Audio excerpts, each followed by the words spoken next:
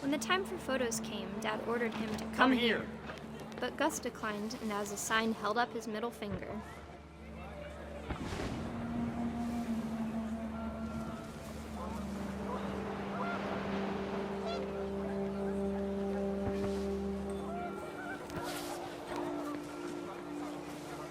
The wind picked up, and panicked geese appeared and quickly went.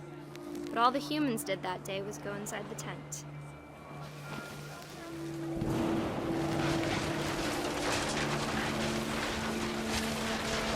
The rain came down in buckets then, but no one seemed afraid that nature might destroy the tent our dad had crudely made.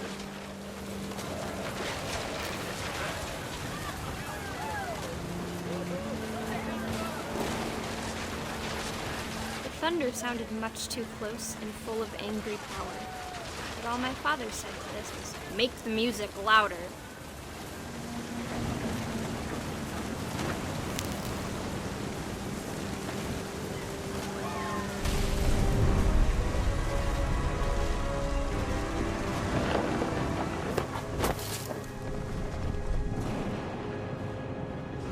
I wish that I could truly say I thought about you on that day. Out there on the beach alone, just you, the wind, the sea, and foam. But I didn't, until we found you.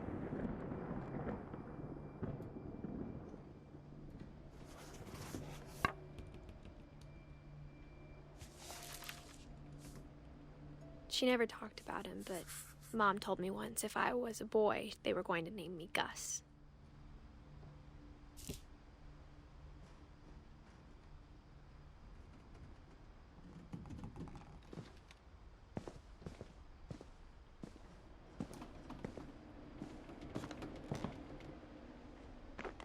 My mom moved up to the loft after her brothers died.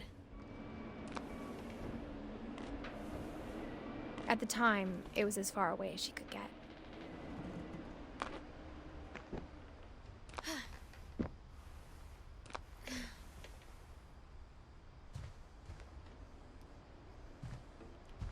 She spent a summer building houses in Calcutta, where she met my dad, Sanjay.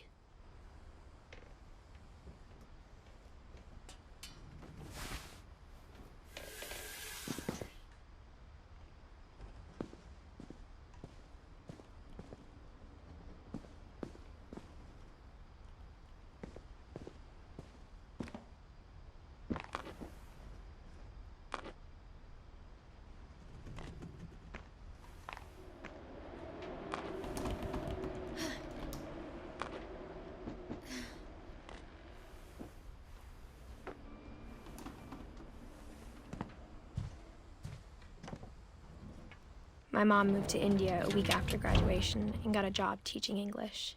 Louis was born a year later.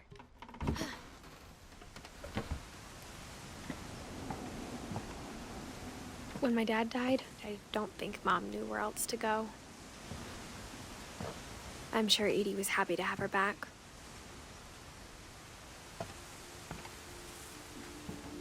The house had to get a little bigger, but Edie was used to that. And for a while, things were good, almost normal.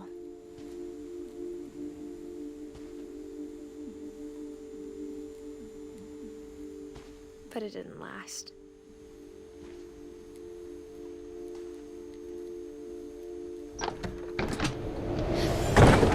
The beginning of the end was Milton's 10th birthday, when Edie gave him a castle.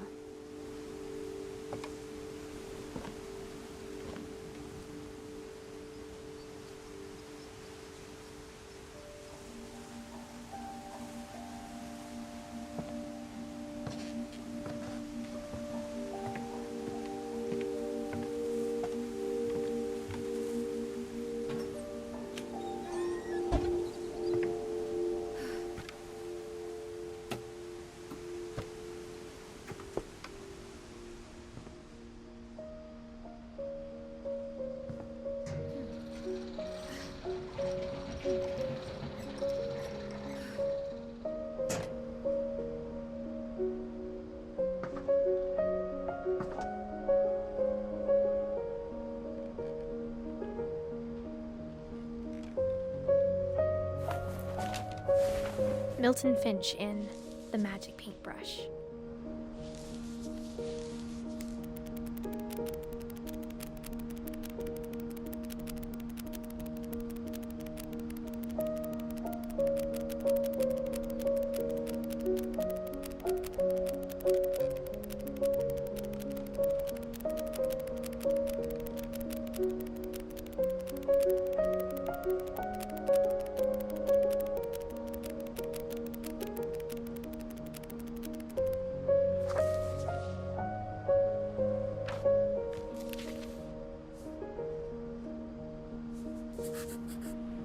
I was 4 when Milton disappeared.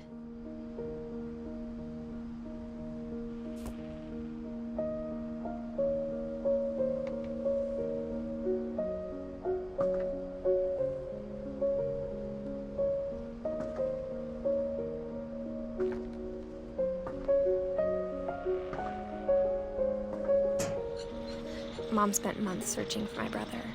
Then she sealed the doors.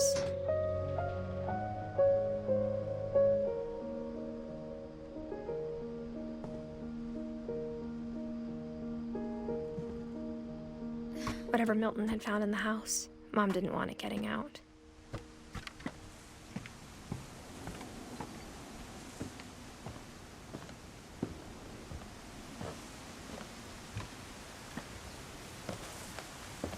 Mom definitely blamed Edie, but I think Louis blamed himself. After he graduated, he just spent more and more time in his room, until Mom got him a job at the cannery.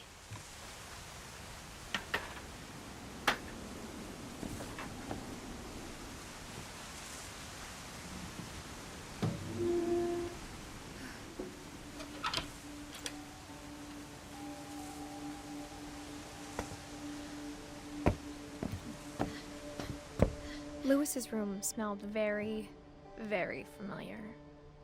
That part of him lived on.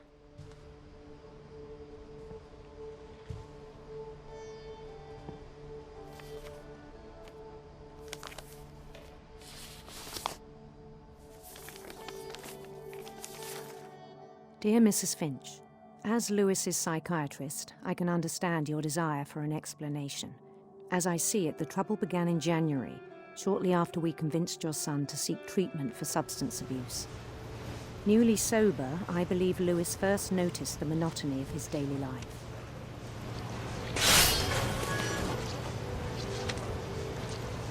He kept working at the cannery, but he withdrew part of himself. In our sessions, I saw the same behavior. His mind began to wander. I asked him to describe it. He said he started small, imagining a labyrinth.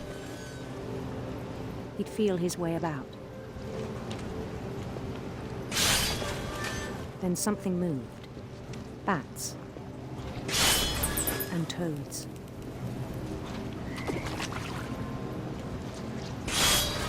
And things that have not names. He knew it was all in his head. But he took it very seriously. I had hoped he'd find himself.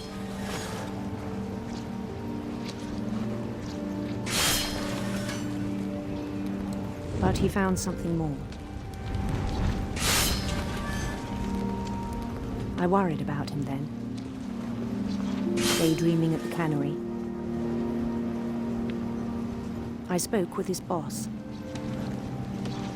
But he said Louis had become a model employee.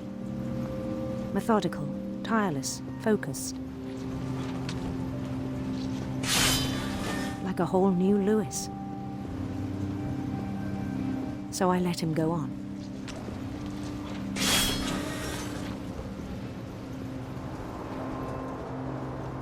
I even encouraged him. It seemed very promising at first. He told me he'd made a new friend.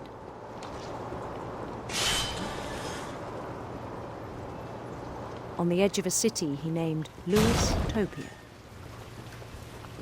He built the city up slowly, brick by brick. Then he made musicians.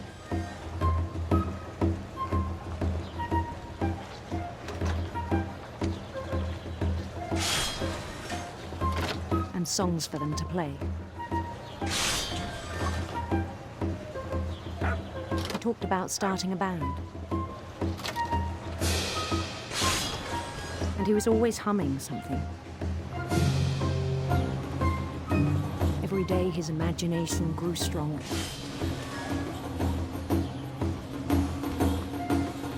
He no longer spoke at the cannery. But his chopping was as reliable as ever. Then one day it struck him that all the cheering crowds, even the stones under his feet, were all in his imagination, so he could do whatever he wished.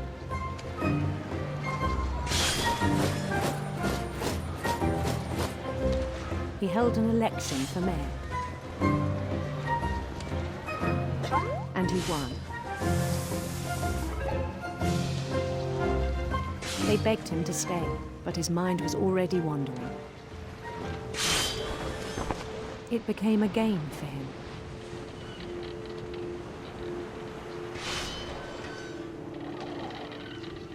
He'd conquer a city, then immediately push on.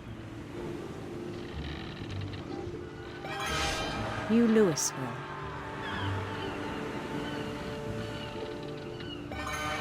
St. Louis. He started drifting away from our reality.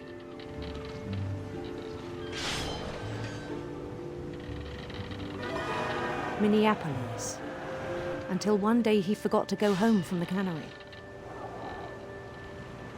Even as his mother pleaded with him, part of Louis kept sailing on.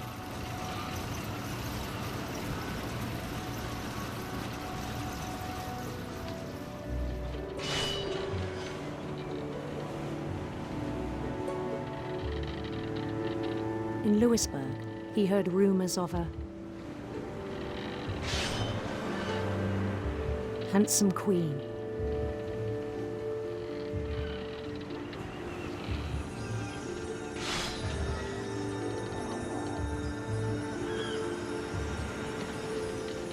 The queen was on her own quest for sinister serpents.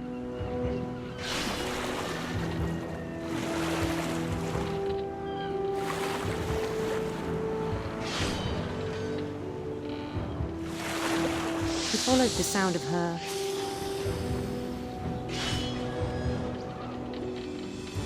silver harp.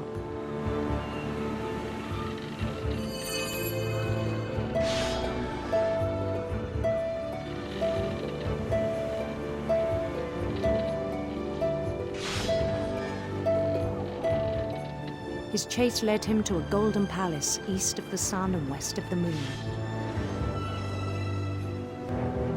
Even then, his logic remained sound. He knew the world was all in his imagination.